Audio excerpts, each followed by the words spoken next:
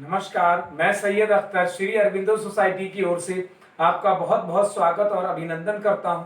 हम आज शिक्षा में शून्य निवेश नवाचार कार्यक्रम ZIIEI द्वारा संकलित एक रोचक और अभिनव नवाचार के बारे में आपको बताएंगे। हम इनोवेटिव पाठशाला के अंतर्गत NCERT के कक्षा 5 की हिंदी भाषा की पुस्तक रिमझिम के पाठ 5 जहां चाह वहां राह के एक नवाचार अभिनव शिक्षण तकनीक की एक गतिविधि गृह कार्य परिवेश में व्यवहारिक शिक्षा का इस वीडियो में क्रियान्वयन करेंगे। हम आशा करते हैं कि आप इस वीडियो को देखने के उपरांत इस नवाचार तकनीक को अपने विद्यालय व कक्षा में अवश्य क्रियान्वित करेंगे। इस पाठ को ZIIEI के कई नवाचार गतिविधियों से पढ़ाया जा सकता है, परंतु आज हम इसे गृह कार्य से समझेंगे। तो आइए सबसे पहले पाठ का सार समझते हैं। प्रस्तुत पाठ जहां चाह वहां राह एक ऐसा लेख है जो गुजरात की इला नामक लड़की की कथा पर आधारित है, जिसमें उसके हाथ उसके शरीर के साथ गति नहीं करते थे, परंतु इला ने अपने पैरों से सब कार्य करने की क्षमता प्राप्त की। इला की इस हिम्मत से जहां चाह वहां राह उक्ति सही साबित होती है। आइए नवाचार की नवीनता समझते हैं। इस नवाचार की नवीनता यह है कि इसमें पाठ की संकल्पना से जुड़े वातावरण का अनुभव करके छात्रों से गृह कार्य कराया जाता है, जिससे कि पढ़ाई गई अवधारणा को मौजूदा माहौल से जोड़ते हुए छात्रों की बेहतर समझ विकसित की जाती है। गृह कार्य की उपयोगिता को भी छात्र अच्छे से समझते हैं।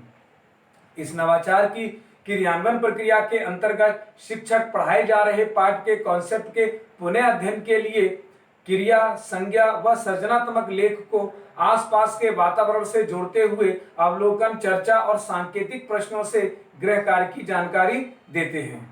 इस नवाचार के क्रियान्वयन की अवधि में 15 मिनट का समय लगता है। पूर्व प्रबंधन के अंतर्गत शिक्षक इस गतिविधि के लिए जहां चाह वहां राह नामक पाठ की एक तालिका तैयार करने की व्यवस्था करते हैं।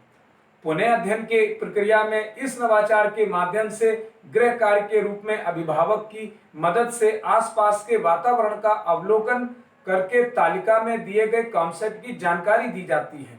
अभिभावक छात्रों को उनके घर तथा आसपास किए जा रहे कार्य जैसे कपड़ा धोना, पत्र लिखना, दाल भात आदि खाना की क्रिया तथा संज्ञा शब्दों को छांटकर लिखने में सहायता करते हैं। इसको एक उदाहरण से समझते हैं। जैसे घर के किसी सदस्य द्वारा कपड़े धोने का कार्य किया जा रहा है, तो इसमें क्रिया धोना है और संज्ञा कपड़े हैं। साथ ही साथ छात्रों के लिए इस नवाचार गतिविधि में कुछ निर्देश भी होते हैं। जैसे छात्र घर जाकर अपने बड़ों के सहयोग से विषय के संबंध में बातचीत करेंगे। छात्र अभिभावकों के सहयोग से तालिका भरकर लाएंगे। शिक्षक सभी छात्रों को तालिका की एक एक प्रति देते हैं, जिसे छात्र सावधानी पूर्वक अभिभावकों को ले जाकर के देते हैं। इससे उनमें उत्तरदायित्व की भावना का भी विकास होता है। इस तालिका में छात्र का नाम, संबोधन आदि लिखा होता है। अभिभावकों के लिए भी कुछ निर्देश लिखे होते हैं। साथ ही साथ सगे संबंधी की कहानी और सिलाई कढ़ाई के बारे में भी लिखा होता है। छात्र अभिभावकों को जाकर बताते हैं कि अगले दिन तालिका से संबंधित सूचनाओं के आधार पर ही पाठ को दोहराया जाएगा। अगले दिन सभी छात्र अपना अपना चार्ट और तालिका भरकर ले जाते हैं और कक्षा में उससे संबंधित जानकारी को बताते हैं। इस प्रकार शिक्षक छात्रों से पाठ जहां चाह वहां राह का पुनः अध्ययन गृह कार्य के माध्यम से करवाते हैं। इस प्रकार यह नवाचार गतिविधि वास्तव में एक अभिनव नवाचार गतिविधि है।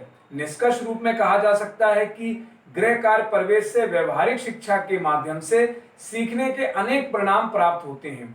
जैसे घर के आसपास का वातावरण का अवलोकन करके विभिन्न वस्तुओं की पहचान करना, दिए गए शब्दों से संज्ञा क्रिया का प्रयोग करके स्वयं नए शब्द बनाना और पढ़ने की समझ विकसित करना।